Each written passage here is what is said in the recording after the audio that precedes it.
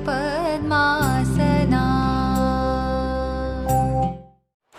नमस्कार बच्चों, आज हम कक्षा 8 के हिंदी विषय में एकम नंबर 9 का अभ्यास करेंगे, जिसका शीर्षक है ममता। ममता इस एकम की नायिका है। इस एकम का साहित्य प्रकार है कहानी। इस एकम के लेखक का नाम है जयशंकर प्रसाद जी। इस एकम में ममता नामक एक स्त्री की बात कही गई है, जो रोहतास दुर्ग के मंत्री चूड़ामणि की एकमात्र दुहिता यानी पुत्री है। हम इस एकम को समझे, इसका सार प्राप्त करें, इससे पहले हम इस एकम के लेखक का परिचय प्राप्त कर ले। तो इस एकम के लेखक का नाम है जयशंकर प्रसाद जी। जयशंकर प्रसाद जी का जन्म 30 जनवरी 1889 में वाराणसी में हुआ था। उन्होंने कई नाटक, कहानियाँ, निबंध, उपन्यास उन्होंने लिखे हैं। उनके प्रमुख नाटक हैं चंद्रगुप्त, स्कंदगुप्त और ध्रुवशामिनी। ये उनके प्रमुख 3 नाटक है। इसके उपरांत एक महाकाव्य उनका प्रसिद्ध है। यह इनका लेखक का परिचय है। जयशंकर प्रसाद जी ने अपने साहित्य सर्जन में इतिहास की बात बहुत ही ज़्यादा से ज़्यादा की है। उन्होंने अपने साहित्य सर्जन में इतिहास की बात दर्शाई है, इतिहास की सच्चाई उन्होंने दर्शाई है। इस एकम में भी उन्होंने ममता नामक एक विधवा स्त्री की बात की गई है। तो ममता इस एकम की नायिका है और रोहतास दुर्ग के मंत्री चूड़ामणि की एकमात्र दुहिता है। तो दुर्ग यानी किला, तो रोहतास जो राज्य का नाम है, उसके मंत्री की एकमात्र पुत्री है।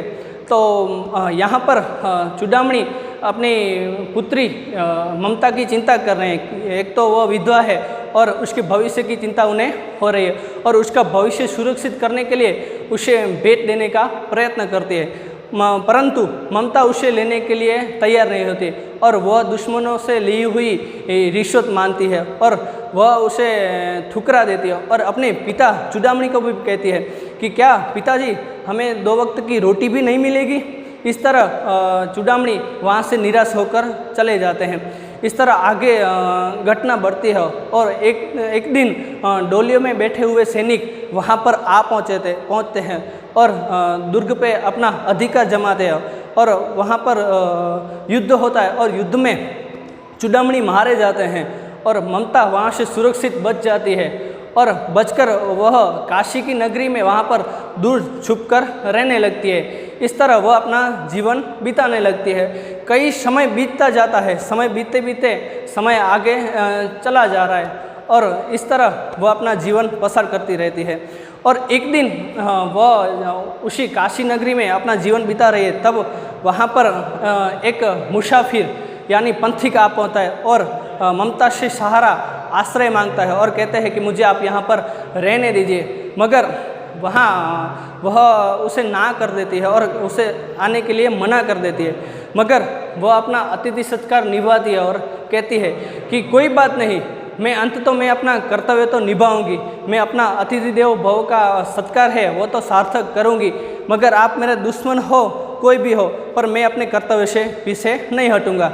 यानी वह कहीं दूर खंडहर में जाकर चली जाती है और उस मुसाफिर यानी पंथी को वह अपनी कुटिया में जगह देती है। और दूसरे दिन सुबह होती है और उस व्यक्ति को ढूंढते हुए कुछ अन्य अश्वारोही यानी घुड़सवार वहाँ पर आ पहुँचते हैं और हुमायूं को ढूंढने लगते हैं।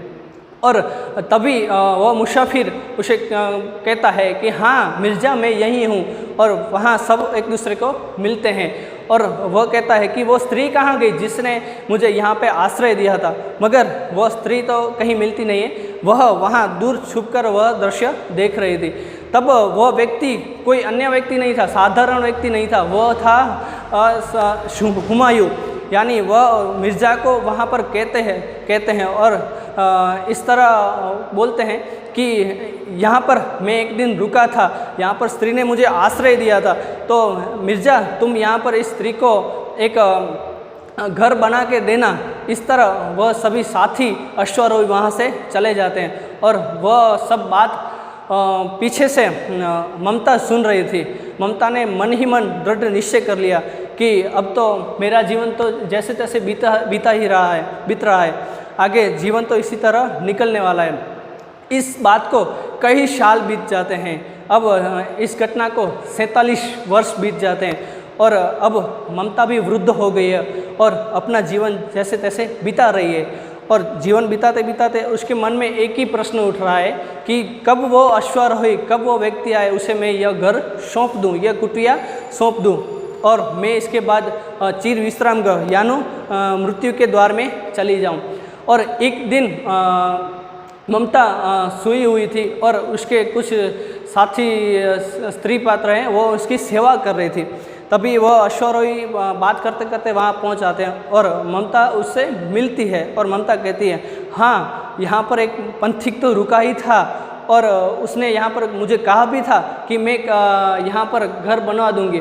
अब वो समय आ गया है तो मैं यह घर, यह कुटिया आपको सौंपकर मैं यहाँ से चली जाती हूँ। इस तरह वह अपने चिर विश्राम गृह में जाना यानी मृत्यु के भेंट में चले जाती है। इस एकम में बात यह मुख्य की गई है कि जो कुटिया थी उसकी जगह पर हुमायूं की याद में उनका पुत्र अकबर ने अष्टकोण मंदिर का निर्माण किया।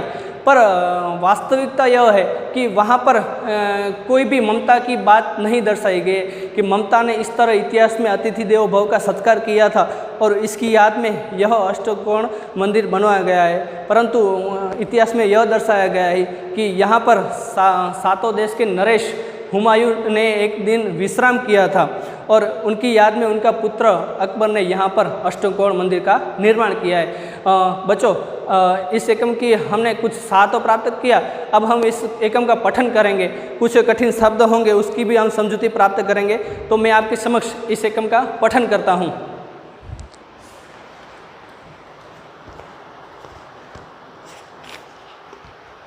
रोहतास दुर्ग के प्रकोष्ठ में बैठी हुई युवती ममता श्रवण के तीक्ष्ण गंभीर प्रवाह को देख रही थी।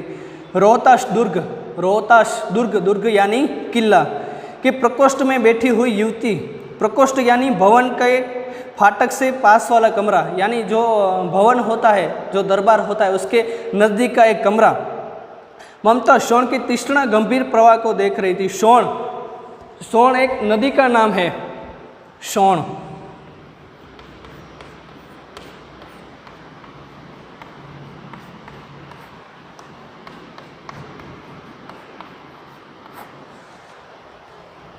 आगे, मन में वेदना, मस्तक में आंधी, आँखों में पानी की बरसात लिए वह विकल थी। विकल यानी बेचैन, व्याकुल। वह रोहतास दुर्ग के मंत्री चूड़ामणि की एकमात्र दुहिता, दुहिता यानी मैंने आपको पहले भी कहा, दुहिता यानी पुत्री, दुहिता यानी पुत्री। आगे, उसके लिए कोई अभाव होना असंभव था, परंतु वह विधवा थी। उसकी विडंबना का अंत कहाँ था? विडंबना यानी भाग्य की विचित्रता। चूड़ामणि ने चुपचाप उस प्रकोष्ठ में प्रवेश किया। स्वर्ण के प्रवाह और उसके कलनाद में ममता अपना जीवन बिता रही थी। एक शब्द आता है कलनाद, यानी नदी का आवाज। अपना जीवन बिता रही थी। पिता का आना न जान सकी। चूड़ामणि व्यथित हो उठे। व्यथित यानी पीड़ित।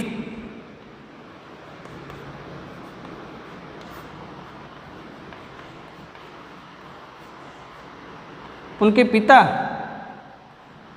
व्यथित हो उठे। स्नेहपालिता पुत्री के लिए क्या करे, वह स्थिर न कर सकते थे। लौटकर बाहर चले गए। ऐसा प्राय होता, परंतु आज मंत्री के मन में बड़ी दुश्चिंता थी। दुश्चिंता यानी मन में उन्हें चिंता हो रही थी। पैर सीधे न पड़ते थे। एक प्रहर बीता जाने पर वे फिर ममता के पास आए। उस समय उसके पीछे 10 सेवक चांदी के बड़े थालों में कुछ लिए खड़े थे। कितने ही मनुष्य के पद शब्द सुन ममता ने घूमकर देखा। मंत्री ने सब थालों को रखने का संकेत दिया। अनुचर थाल रखकर चले गए। अनुचर यानी सेवक।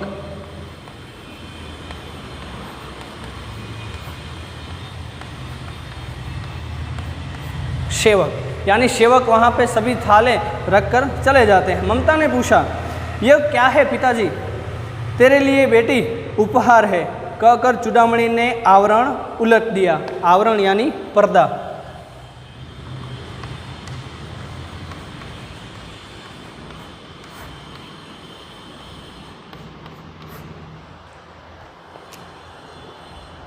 स्वर्ग का पीलापन उस सुनहरी संध्या को विकीर्ण होने लगा।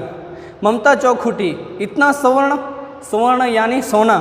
यह कहाँ से आया पिताजी? चुप रहो ममता, यह तुम्हारे लिए है। तो क्या आपने शत्रु का उत्कोच स्वीकार कर लिया? उत्कोच मैंने आपको पहले भी कहा, उत्कोच यानी रिश्वत। यानी ममता अपने पिता को कह रही है कि आपने क्या दुश्मन से रिश्वत ले ली क्या? आगे,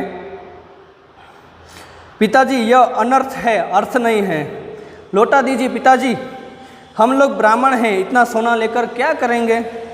इस पतनोमुख प्राचीन सामंत वंश का अंत समीप है बेटी। पतनोमुख यह एक शब्द समूह है। पतनोमुख यानी जिसका पतन शीघ्र होने वाला हो वह। किसी भी दिन शेरशाह रोहतास दुर्ग का अधिकार कर सकता है। इस दिन मंत्रित्र न रहेगा, तब के लिए बेटी। हे भगवान, विपद के लिए इतना आयोजन, परम पिता की इच्छा के विरुद्ध इतना साहस। पिताजी क्या भीख न मिलेगी? क्या कोई हमें 2 मुट्ठी अनाज नहीं देगा? यह असंभव है। फिर दीजिए पिताजी, मैं काँप रही हूँ। इसकी चमक आँखों को अंधा बना रही है। यानी अपनी पुत्री पिता को कहती है कि क्या हमें 2 वक्त की रोटी नहीं मिलेगी? पिताजी आप इसे लौटा दीजिए। यह स्वर्ण मुझे अंधा कर रही है, इसका तेज मुझे अंधा कर रहा है। मूर्ख है कहकर चूड़ामणि वहाँ से चले गए। दूसरे दिन डोलियों का तांता आया। मंत्री चूड़ामणि का हृदय धक धक करने लगा। धक धक करना यानी घबराना। वे अपने को रोक न सके।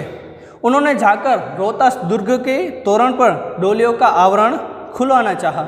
यानी जो पठान डोलियों में बैठकर आ रहे थे, तभी चूड़ामणि को ऐसा ही लग रहा था यहाँ पर डोलियों में बैठे हुए सैनिक है और यह यहाँ पर हमला यानी युद्ध करने के लिए आ रहे हैं। पठानों ने कहा, क्या यह महिलाओं का अपमान करना है? बात बढ़ गई, तलवारें खींची। मंत्री वहीं मारे गए। राजा रानी और कोष सब छली शेरशाह के हाथ लग गए। निकल गई ममता, यानी ममता वहाँ से सुरक्षित बच जाती है। डोली में भरे हुए पठान सैनिक दुर्ग भर में फैल गए, परंतु ममता कहीं न मिली।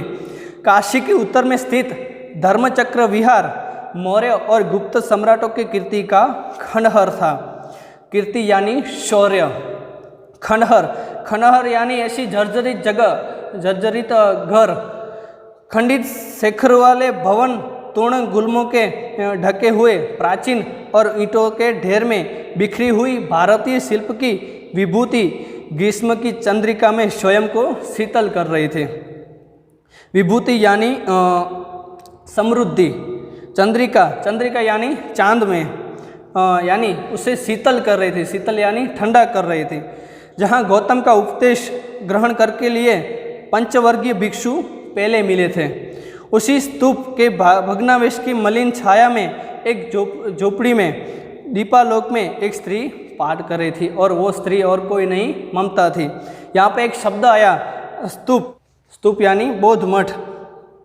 भग्नावशेष यानी खंडहर जगह में ममता वहाँ पे दीपालोक यानी दीप पाठ कर रही थी, और वह कहती है, क्या कहती कि अन्यायवशी तो माँ ये जना परिव्यासते, यानी कहती है कि जो लोग अन्याय भाव से मेरे चिंतन करते हैं, ऐसे पाठ करते करते वह अटक जाती है, रुक जाती है। और यहाँ पर पाठ रुक गया।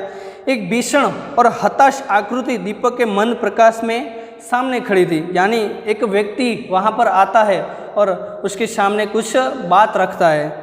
स्त्री उठी, उसने कपाट बंद करना चाहा, परंतु उस व्यक्ति ने कहा, माता मुझे आश्रय चाहिए। आश्रय यानी ठिकाना। तुम कौन हो? स्त्री ने पूछा। यानी ममता उस व्यक्ति को पूछती है कि आप कौन हैं? मैं मुगल हूँ, चौसा के युद्ध में शेरशाह से विपन्न होकर रक्षा चाहता हूँ। विपन्न यानी संकट होकर। उस रात अब आगे चलने के लिए असमर्थ हूँ, यानी समर्थ नहीं हूँ, शक्ति नहीं है। क्या शेरशाह से? स्त्री ने अपने ओठ काट लिए। ओठ यानी क्रोध व्यक्त किया, यानी उसे पता है कि मेरे पिताजी किसके कारण मृत्यु पामे हैं, तो शेरशाह के कारण ही मृत्यु पामे। और यहाँ पर ममता को ऐसा ही लग रहा है कि यह भी तो ऐसा ही है, शेरशाह के जैसा ही है। और आगे, हाँ माता, परंतु तुम भी वैसे ही कर रहे हो। वही भीषण रक्त की प्यास, वही निष्ठुर प्रतिबिंब तुम्हारे मुख पर भी है। सैनिक, मेरी कुटी में स्थान नहीं है, यानी ममता कह रहे कि तुम भी शेरशाह जैसे ही हो, तुम्हारा मुख भी उसके जैसे ही है, तुम्हारा निष्ठुर प्रतिबिंब, तुम्हारा मुख भी वह दर्शा रहा है। जाओ कहीं दूसरा आश्रय खोज लो। गला सूख रहा है, साथी छूट गए हैं, अश्व गिर गए हैं, इतना थका हुआ हूँ, इतना कहते कहते वह व्यक्ति थम से बैठ गया। इसमें सामने पूरा ब्रह्मांड घूमने लगा। ब्रह्मांड घूमने लगा, यह एक मुहावरा है, इसका अर्थ होता है चक्कर आना। स्त्री ने सोचा, यह विपत्ति कहाँ से आई? उसने जल दिया, मुगल के प्राणों की रक्षा हुई। वह सोचने लगी कि यह दया के पात्र नहीं है। मेरे पिता का वध करने वाले आतताही द्रोणा से उसका मन विरक्त हो गया। आतताही शब्द आता है, आतताही, आतताही यानी अत्याचारी, यानी ममता को यही लगता है कि यह भी वही है जिसके कारण मेरे पिताजी की मृत्यु हुई है। और द्रोणा से यानी नफरत से, द्रोणा यानी द्रोणा से यानी नफरत से। स्वस्थ होकर मुगल ने कहा, माता, तो फिर मैं यहाँ से चला जाऊँ। स्त्री विचार कर रही थी कि मैं ब्राह्मणी हूँ, मुझे तो अपना धर्म अतिथि देव का सत्कार करना ही पड़ेगा, उसका पालन करना ही पड़ेगा। परंतु यहाँ नहीं, ये सब दया के पात्र नहीं है। परंतु दया तो नहीं, पर मेरा कर्तव्य है। मुगल अपनी तलवार टेक कर उठ खड़ा हुआ। ममता ने कहा, क्या आश्चर्य है कि तुम भी छल न करो, ठहरो। एक शब्द आता है छल, छल यानी कपट, यानी ममता उस पंथी को कहती है कि क्या आश्चर्य है कि तुम भी छल नहीं करोगे। छल नहीं, तब नहीं स्त्री, जाता हूँ। तैमूर का वंशगर स्त्री से छल करेगा?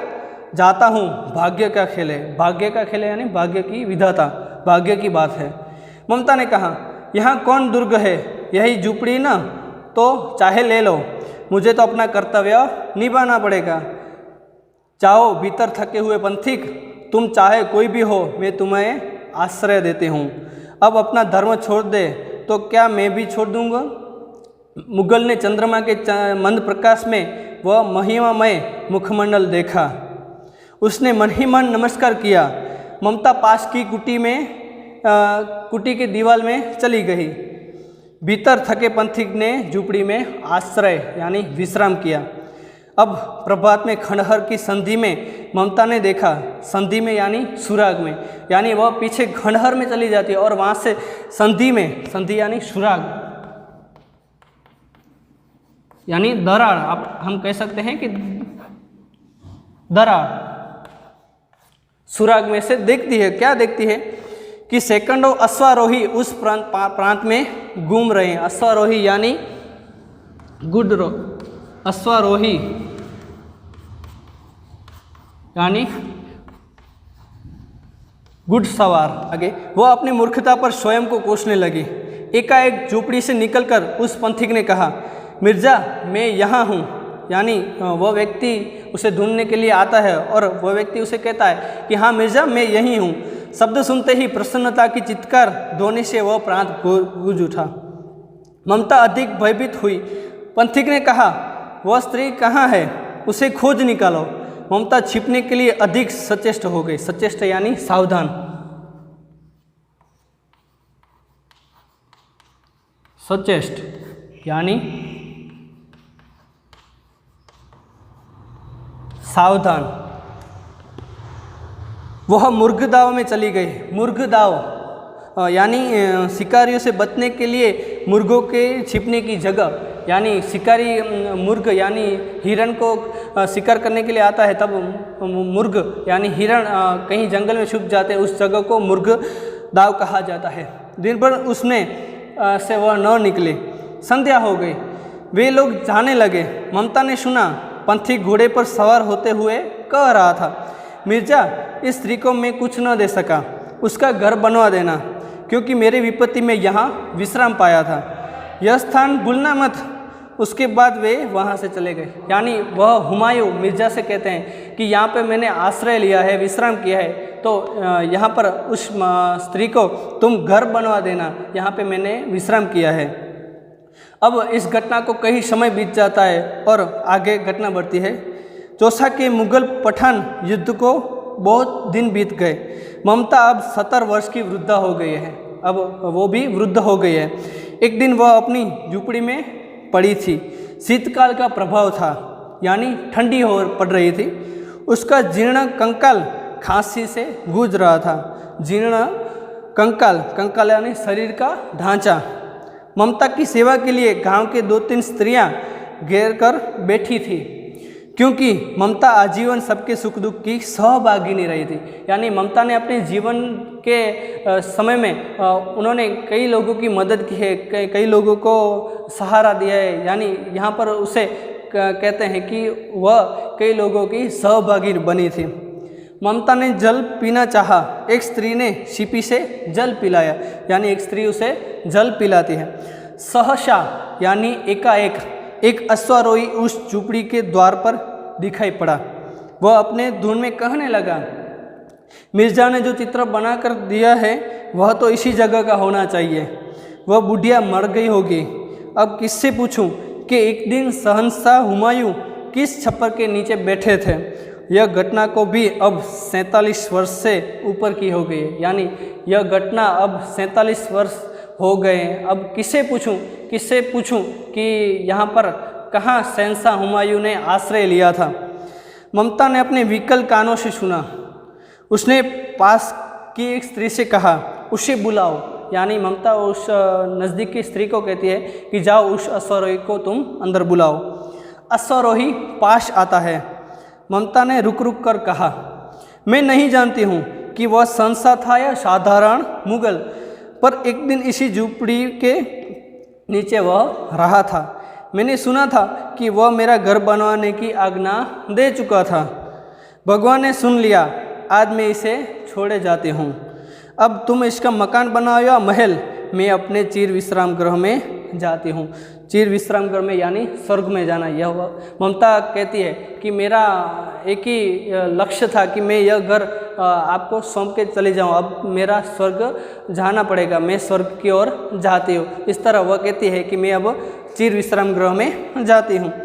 बुढ़िया के प्राण पंखेरु उड़ गए। प्राण पंखेरु उड़ जाना यानी प्राण निकल जाना। अब अश्वारोही अवाक खड़ा रहा, यानी वह अश्वारोही वहाँ खड़े रहते हैं। वहाँ एक अष्टकोण मंदिर बना और शिलालेख पर लगाया गया और लिखा भी गया। क्या लिखा गया कि 7 देश के नरेश हुमायूं ने एक दिन यहाँ विश्राम किया था, यानी यहाँ पे आश्रय लिया था। उनके पुत्र अकबर ने उनकी स्मृति में यह विशाल गगनचुंबी मंदिर बनवाया, पर उसमें ममता की कहीं नाम यानी बात भी कहीं दर्शाई नहीं गई थी। यानी इतिहास में यही दर्शाया गया कि उनके पुत्र अकबर ने अपने पिताजी की याद में यह अष्टकोण मंदिर का निर्माण किया। इस तरह यह एकम पूर्ण होता है। इस एकम में विशेष इतिहास की बात की गई है और इतिहास में जो ममता नामक एक पात्र है, एक स्त्री है और वह विधवा है, उसने अपना कर्तव्य किस तरह निभाया। उसे पता है कि वह मेरे दुश्मन है, मेरे पिताजी के हत्या करने वाले हैं, फिर भी उन्हें आश्रय देती है और अपना कर्तव्य निभाती है। और अंत में हुमायूं और उसके पुत्र ने वहाँ पर अष्टकोण मंदिर का निर्माण करवाया, पर कहीं पर इतिहास में ममता की बात दर्शाई नहीं गई है। तो इस तरह यह एकम पूर्ण होता है। हम इस एकम के आधारित कुछ स्वाध्याय कार्य कर ले तो इतिहास में से अतिथि देव भव का सत्कार किया हो, ऐसे अन्य किसी एक जीवन व्यक्ति के जीवन पर आधारित आपको प्रेरक प्रसंग लिखना है। प्रेरक प्रसंग यानी इतिहास में ऐसा ही किसी अन्य व्यक्ति ने किसी को अतिथि देवो भव का सत्कार किया हो, तो ऐसे आपको उसके जीवन पर एक प्रेरक प्रसंग लिखना है। आप सबका धन्यवाद। भारत माता की जय। सर्वे भवन्तु सुखिनः, सर्वे सन्तु निरामयाः, सर्वे भद्राणि पश्यन्तु, मा कश्चित् दुःखभाग् भवेत्।